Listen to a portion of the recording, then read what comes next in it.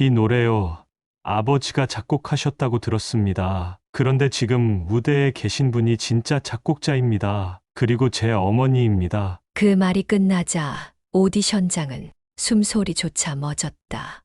심사위원은 당황한 기색으로 서로를 바라보았고 관객석은 얼음처럼 굳어버렸다. 나는 무대 중앙에서 마이크를 꼭 쥐고 서 있었다.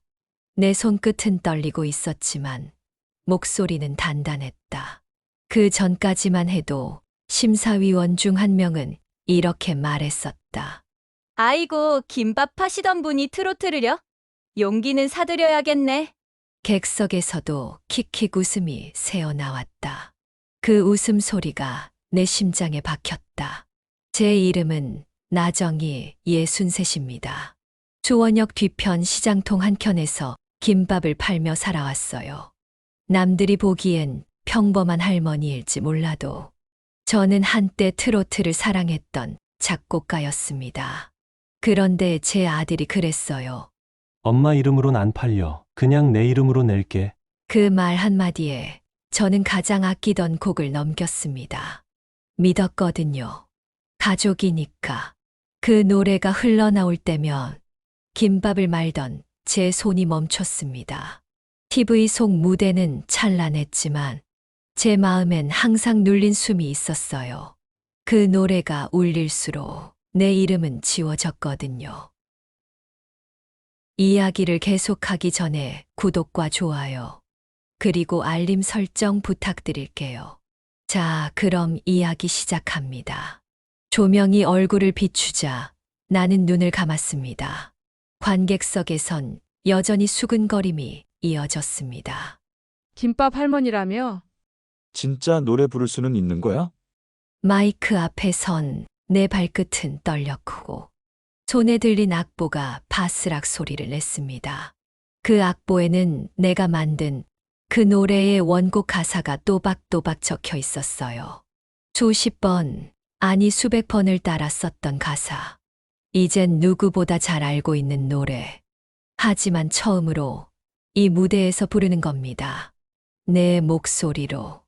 심사위원 중 한 명이 말을 꺼냈습니다.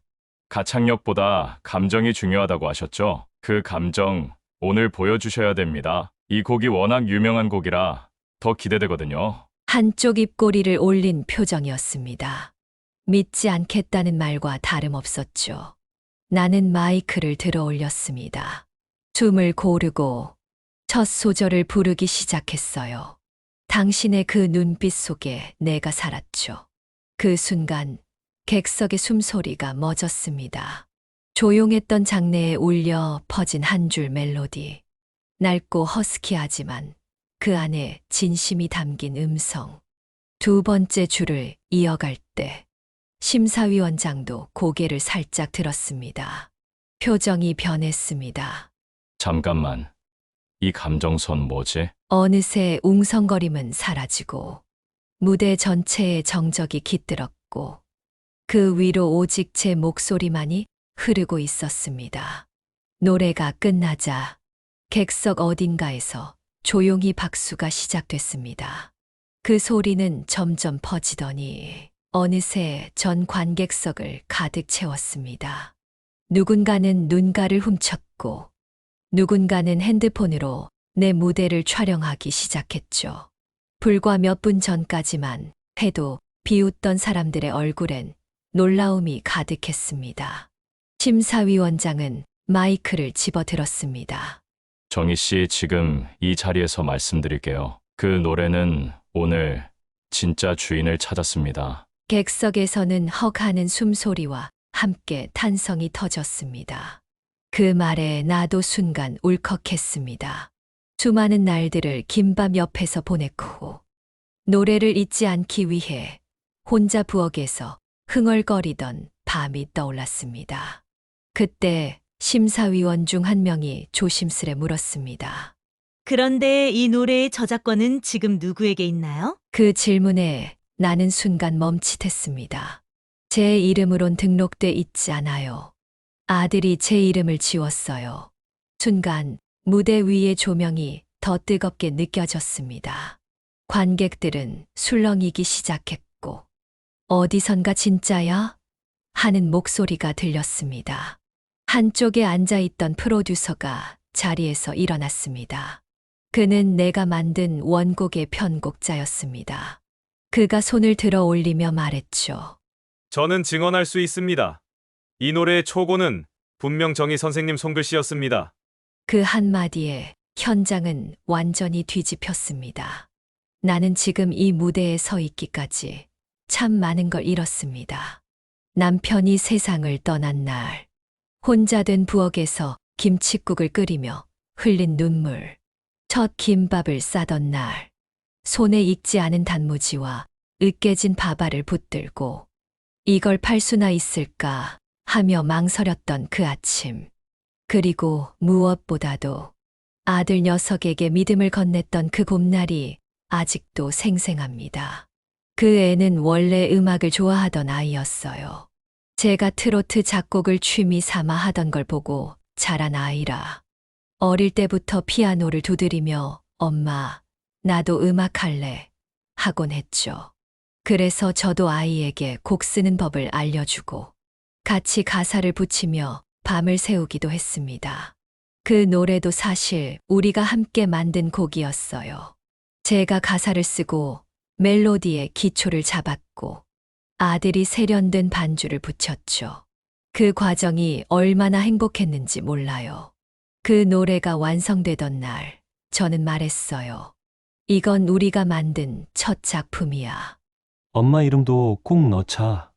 하지만 앨범이 나오던 날, 앨범 표지에는 제 이름이 어디에도 없었습니다. 작곡, 작사, 모두 아들 이름. 심지어 방송에서는 신예 작곡가 유현석이라고 소개되더군요. 그 순간 저는 처음으로 피가 식는 기분을 느꼈습니다. 앨범이 공개된 날, 저는 아들을 조용히 불렀습니다. 현석아, 왜 엄마 이름이 없니? 아들은 한참을 말없이 있다가 고개를 돌린 채 말했죠. 엄마 이름으론 안 팔려. 지금은 내 이름으로 나가야 돼. 괜히 감성 팔면 안 돼. 알잖아. 그 말이 얼마나 잔인했는지 나는 한참을 멍하니 앉아 있었습니다.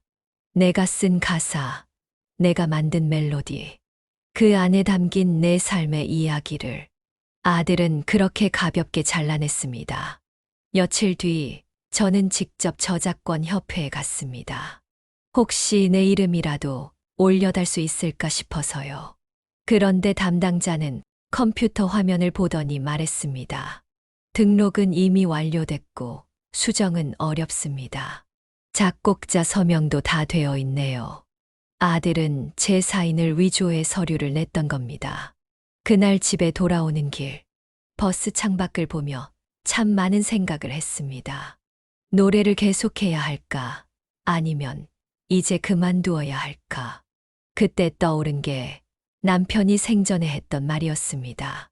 정희야, 노래도 좋지만 사람은 먹고 살 일이 먼저야.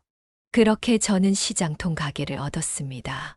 다 부서진 가게를 새벽마다 닫고 김밥 레시피를 배우고 장사를 시작했어요. 이 김밥은 제 손맛이에요라며 웃었지만 속으로는 하루에도 몇 번씩 노래를 그리워했습니다. 김밥집은 생각보다 잘 됐습니다. 하루 10시간 넘게 서서 김밥을 말다 보면 하루가 훌쩍 지나갔어요.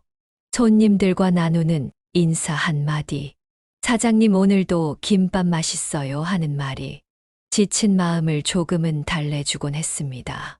하지만 밤이 되면 다 썰어진 단무지를 정리하며요. 저도 모르게 멜로디를 흥얼거렸습니다. 사랑이란 말 못하고 떠난 그 사람. 언제부턴가 손님 중 한 분이 물으시더군요. 사장님 노래하셨어요? 목소리가 참 좋네요. 그 한마디에 가슴이 철렁했습니다. 그날 밤 저는 오래된 수첩을 꺼냈습니다.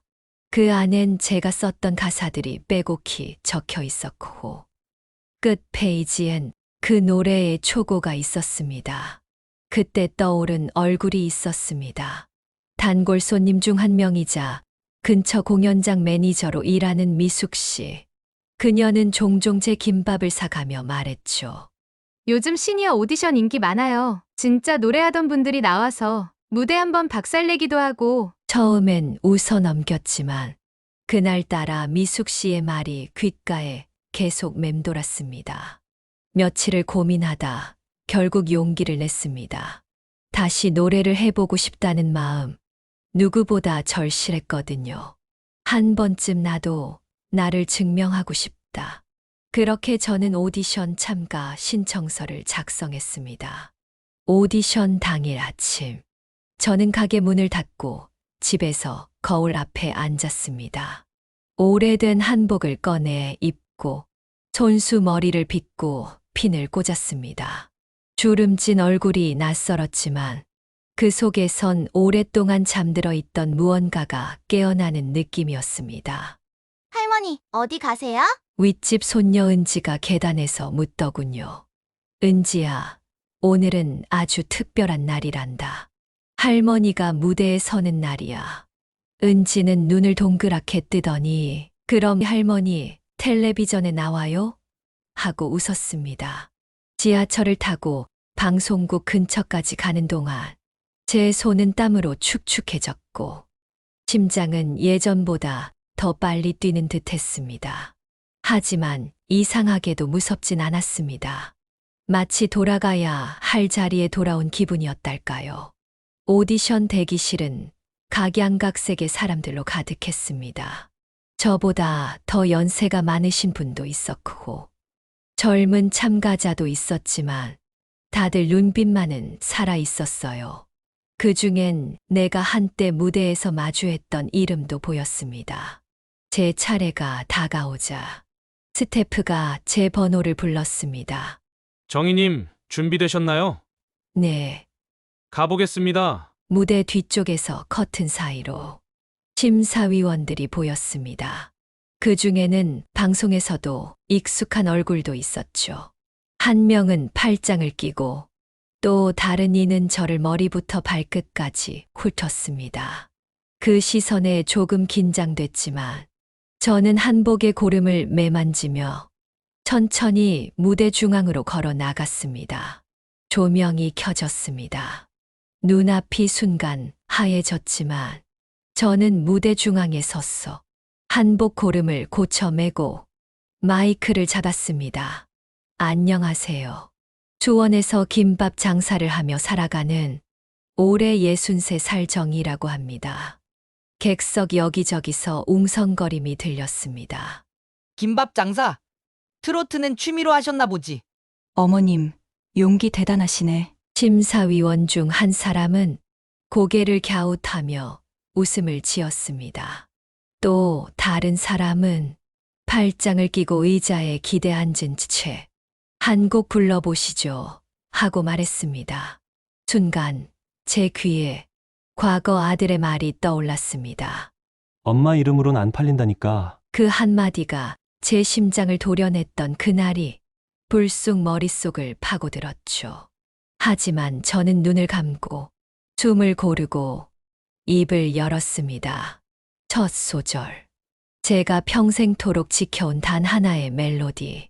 그 노래가 제 입에서 흘러나오는 그 순간 관객석은 조용해졌고 심사위원들의 표정이 서서히 굳어졌습니다. 그 사람 떠나가던 날에 단 한마디, 그 한음이 모든 것을 바꿨습니다.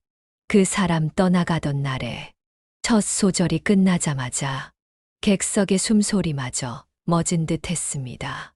두 번째 소절, 세 번째 소절이 이어졌고 그 누구도 더 이상 웃지 않았습니다. 심사위원들은 하나둘 상체를 앞으로 숙였고 고개를 갸웃거리던 그 심사위원은 입을 꾹 다문 채 저를 뚫어지게 바라보고 있었습니다. 제 목소리는 떨리지 않았습니다. 그동안의 외로움, 억울함, 그리고 꿈을 포기한 수많은 밤들이 한음에 담겨 나왔습니다. 사랑한단 그 한마디, 가슴에 남아. 절정의 순간, 한 심사위원의 입꼬리가 미세하게 올라갔고 터졌고 또 다른 심사위원은 눈가를 문지르기 시작했습니다. 노래가 끝나는 순간 객석에서 처음 박수가 터졌습니다. 그리고 그 박수는 점점 커졌고 이윽고 스튜디오 안은 기립박수로 가득 찼습니다. 감사합니다. 저는 마이크를 내려놓고 허리를 숙였습니다. 눈물이 뺨을 타고 흘렀지만 그 눈물은 슬픔이 아니라 기나긴 어둠을 지나 빛을 향해 나아가는 증명이었습니다. 그때 심사위원 중 한 명이 말했습니다. 이 노래 직접 쓰신 거라고요? 저는 고개를 끄덕였습니다. 그리고 말했죠. 이 노래는 제 삶입니다. 그 어떤 날보다 외로웠던 밤에 썼어요. 무대 아래로 내려오자 한 작곡가가 다가왔습니다. 그는 심사위원은 아니었지만 방송국 소속으로 참가자 곡을 관리하는 사람이었습니다. 실례지만 혹시 이 노래 정식으로 낼 생각 있으세요? 그는 제게 명함을 건네며 말했습니다. 이 곡 힘이 있어요. 요즘은 진정성이 먹히는 시대거든요. 그 말을 듣는 순간 저는 너무 놀라 두 손으로 입을 가렸습니다. 내가 만든 노래를 누군가가 정식으로 인정해 주다니. 대기실로 돌아가니 미숙 씨가 두 눈을 동그랗게 뜨고 기다리고 있었습니다. 정희 씨, 완전 대박이에요. 심사위원 중 한 명이 눈물 닦는 거 나 봤다니까요. 그날 밤 집에 돌아오자 가게 전화기에는 몇 통의 부재중 전화가 찍혀 있었습니다. 익숙한 번호 하나가 눈에 띄었죠. 아들이었습니다. 다음 날 아침 문을 열기 위해 가게 셔터를 올리는데 저 멀리서 익숙한 실루엣 하나가 다가왔습니다. 자세히 보니 현석이었습니다. 손에 뭔가를 들고 있었는데 그건 다름 아닌 정의 작사 작곡이라 적힌 오래된 수첩이었습니다. 그 아이가 무슨 말을 하려는지 아직은 듣고 싶지 않았습니다. 그래서 저는 말없이 가게 안으로 들어가 김밥부터 말기 시작했습니다. 며칠 뒤 오디션 무대 영상이 방송을 탔습니다. 그날 이후 가게 앞은 유난히 분주해졌습니다. 어머, 여기 그 노래 부른 김밥집 맞죠? 정희 사장님, 저희 어머니가 팬이에요. 그전까진 그냥 김밥집 할머니였던 제가 이젠 사람들 입에 오르내리는 노래하는 트로트 할머니가 된 겁니다. 그날 오후 현석이가 또 찾아왔습니다. 이번엔 문 앞에서 한참을 서 있더니 조심스레 말했어요. 엄마, 그때는 제가 너무 철이 없었어요. 엄마가 만든 노래인 줄 알았으면 내가 그렇게 함부로 말 안 했을 거예요. 저는 아무 말 없이 김밥을 말았습니다. 밥알 하나하나가 손끝에서 으깨졌고 고개를 들고 그 아이를 바라보니 그 눈엔 미안함과 후회가 서려 있었죠. 엄마, 그 노래 정말 대단했어요. 어떻게 그런 가사를 쓰셨어요? 저는 말없이 웃으며 말했죠. 그건 내가 날 외면하던 날 썼단다. 그 말에 현석이는 그 자리에 주저앉아 말했습니다. 엄마, 그때 내가 얼마나 바보 같았는지 지금은 알아요. 제발 용서해 주세요. 그 순간에도 저는 마음이 복잡했습니다. 과연 이 아이가 진심으로 돌아온 걸까? 아니면 세상이 나를 알아봐 주니 그제야 다시 온 걸까? 며칠 뒤 제 노래가 온라인 차트에 오르기 시작했습니다. 그 사람 떠나가던 날에라는 제목으로 올라온 그 영상은 조회수가 수십만을 넘기며 퍼졌고 댓글창엔 응원의 글이 빗발쳤습니다. 이 노래 눈물 나요. 가사가 진심이에요. 이런 노래는 30년 만에 처음입니다. 우리 엄마도 이 노래 듣고 우셨어요. 그러자 평소엔 인사도 안 하던 이웃 가게 사장님이 김밥을 사러 오시며 말하더군요. 사장님, 이렇게 대단한 분인지 몰랐어요. 이젠 그냥 동네 장사꾼이 아니네요. 처음엔 기분이 묘했습니다. 이전엔 나를 무시하던 사람들이 이제 와서 다가오는 게 마치 늦게 도착한 기차를 놓치지 않으려는 승객들 같았거든요. 그러던 어느 날 방송국에서 전화가 왔습니다. 정희 어르신, 이번에 인생 리바이벌이라는 다큐형 프로그램을 준비 중인데요. 한번 출연해 주시면 어떨까요? 생전 처음 받아보는 출연 제안에 머리가 멍해졌습니다. 그리고 동시에 과거 내 노래를 비웃던 방송사임을 떠올렸죠. 그 방송국은 몇 년 전 내가 보낸 데모 테이프를 받자마자 할머니 노래 누가 듣냐며 쓰레기통에 버렸던 곳이었습니다. 그런데 지금은 그 방송국이 내게 시간을 달라고 사정하고 있는 겁니다. 그날 밤 방송국 출연 제안서를 앞에 두고 한참을 고민했습니다. 사람들은 말했죠. 이 기회 놓치면 후회해요. 이건 하늘이 준 기회라니까요. 하지만 제 마음 한구석엔 묘한 거부감이 있었습니다. 과거에 당했던 그 모욕이 아직도 생생했거든요. 노래 잘하셨네요. 그런데요, 할머니가 부른다고 누가 듣댔어요? 그날 회의실에서 들었던 말은 제 심장에 박힌 가시처럼 아직도 뽑히지 않은 채 남아 있었습니다. 그때 가게 문이 열리며 현석이가 다시 찾아왔습니다. 이번엔 혼자가 아니었습니다. 옆에는 며느리와 손자가 함께 있었습니다. 엄마, 방송 나온다면서요? 혹시 그 출연료 얼마쯤 돼요? 그 말에 저는 눈을 질끈 감았습니다. 그제야 알겠더군요. 현석이가 돌아온 이유가 그저 미안해서만은 아니라는 걸요. 방송국이 날 찾고 사람들이 박수를 치니 이제야 내 곁으로 돌아온 겁니다. 그 순간 예전 기억이 떠올랐습니다. 아버지의 장례식장에서 그 아이가 제 손을 뿌리쳤던 장면. 엄마 체면 좀 차리자고요. 그런 옷 입고 오지 마세요. 그 말이 다시 제 귓가를 때렸습니다. 그날 밤 저는 아무 말 없이 작은 방 한 구석에서 노트를 꺼냈습니다. 거기엔 그동안 써 내려간 노랫말들이 조용히 숨 쉬고 있었습니다. 손끝으로 종이 위를 쓰다듬으며 속으로 중얼거렸죠. 이 노래들 언젠가는 꼭 세상에 들려줄 거라고. 그리고 다음 날 아침 방송국에 전화를 걸었습니다. 출연하겠습니다. 하지만 조건이 있어요. 제 노래, 제 이야기 절대 왜곡하지 마세요. 그렇지 않으면 나가지 않겠습니다. 그들은 망설이다가 결국 고개를 끄덕였습니다. 이야기 하나로 수십만을 울린 그 목소리. 그 진심을 놓치고 싶지 않았던 거겠죠. 며칠 뒤 촬영이 시작됐습니다. 카메라는 제 가게 안 밥솥에서 뜨거운 김이 오를 때부터 김밥을 말고 노래 연습을 하는 모습까지 세세히 담아갔습니다. 김정희님, 이 장면에서 아드님과 함께 식사하실 수 있을까요? PD가 조심스레 묻자 저는 고개를 저었습니다. 그건 아직은 아닌 것 같아요. 제 마음의 문은 아직 닫혀 있었습니다. 그날 저녁 촬영을 마친 스태프가 모두 돌아간 뒤 저는 조용히 피아노 앞에 앉았습니다.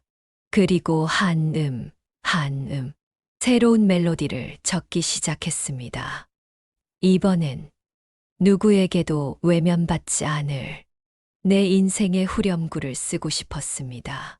방송이 나간 뒤 제 삶은 180도 달라졌습니다. 거리에서 알아보는 사람들이 생기고 방송국에서는 두 번째 출연을 제안해 왔습니다.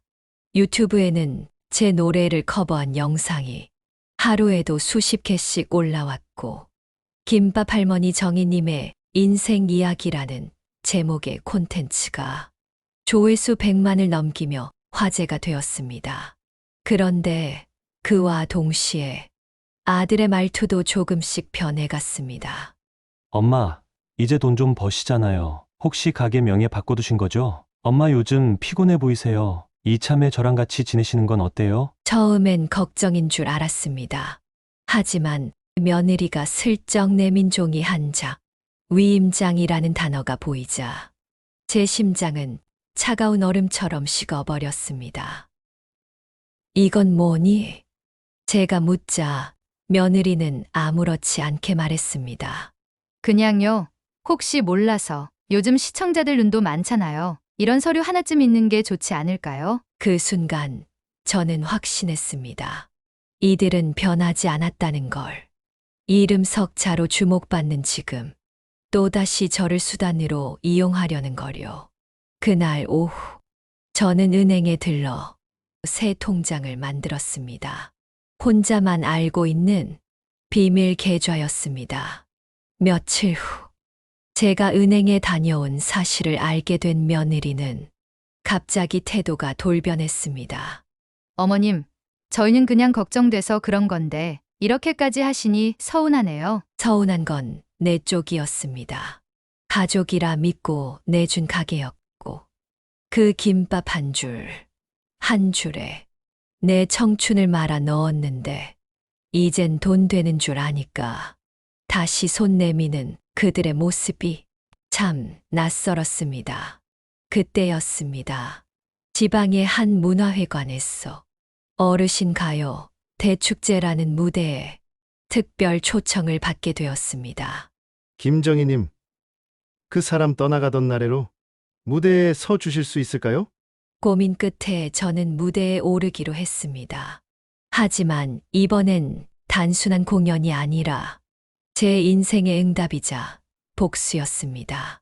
무대에 오르기 전 제가 조용히 부탁한 게 있었습니다. 노래 시작 전에 이 영상을 함께 틀어주세요. 그 영상엔 제가 김밥을 만들던 모습, 노래 가사를 적어 내려가던 손, 그리고 아들에게 외면당하던 날의 인터뷰가 고스란히 담겨 있었습니다. 공연 당일 수백 명의 관객 앞에서 그 영상이 먼저 상영됐습니다. 울먹이는 관객들 사이로 제가 무대에 등장하자 조용히 단 하나의 음이 흘러나왔습니다. 그 사람 떠나가던 날에 첫 소절이 끝나자 장내는 숨소리 하나 들리지 않을 정도로 고요해졌습니다. 노래가 끝나자 공연장은 한동안 정적에 휩싸였습니다. 그리고 누군가 조용히 박수를 치기 시작하더니 곧이어 장내는 뜨거운 환호와 기립박수로 가득 찼습니다. 어떤 이는 눈물을 훔쳤고 어떤 이는 손을 흔들며 브라보를 외쳤습니다.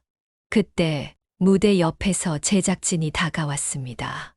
정희님, 이 무대 전 국민이 보고 있어요. 생중계되고 있습니다. 그 말에 제 심장이 쿵 하고 울렸습니다. 이 모든 것이 단지 한 노래 때문이 아니라 내 인생의 진심이 전해졌기 때문이란 걸 관객들의 눈에서 읽을 수 있었습니다. 그날 저녁 SNS엔 제 영상이 순식간에 퍼졌고 실시간 검색어 1위에 김밥 할머니 정희가 올랐습니다.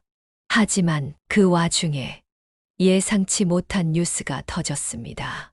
김정희 씨의 가족, 위임장 요구 논란, 온라인 커뮤니티의 고발글 확산, 그날 제 무대 영상과 함께 누군가 찍은 위임장 요구 장면이 같이 올라간 것이었습니다.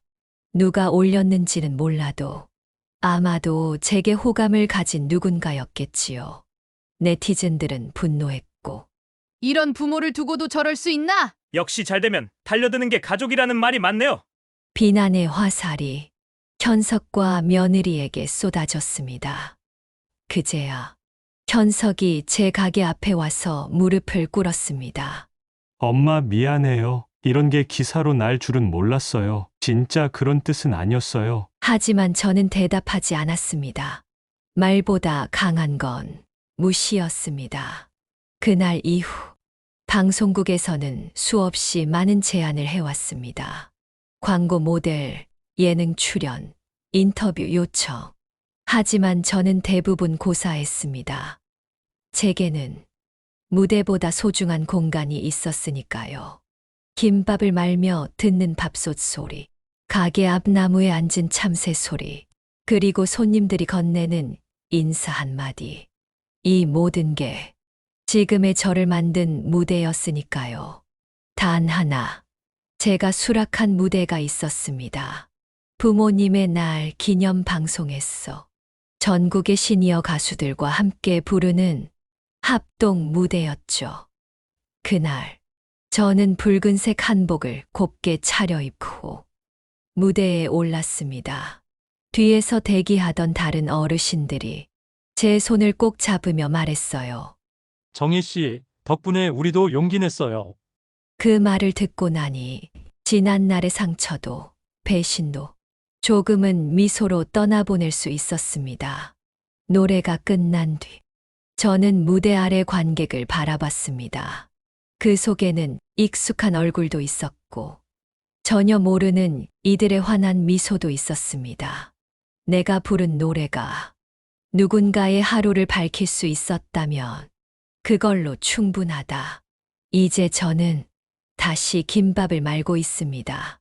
노래는 제 삶의 일부가 되었고 무대는 제가 세상을 향해 조용히 건네는 인사처럼 남았습니다. 그리고 오늘도 저는 노트에 이렇게 적습니다. 내일도 노래하자. 내 이야기는 끝나지 않았다. 이야기를 끝까지 함께 해주셔서 감사합니다. 구독과 좋아요, 알림 설정 잊지 마시고 당신의 오늘의 따뜻한 노래 한 줄을 댓글에 남겨보세요.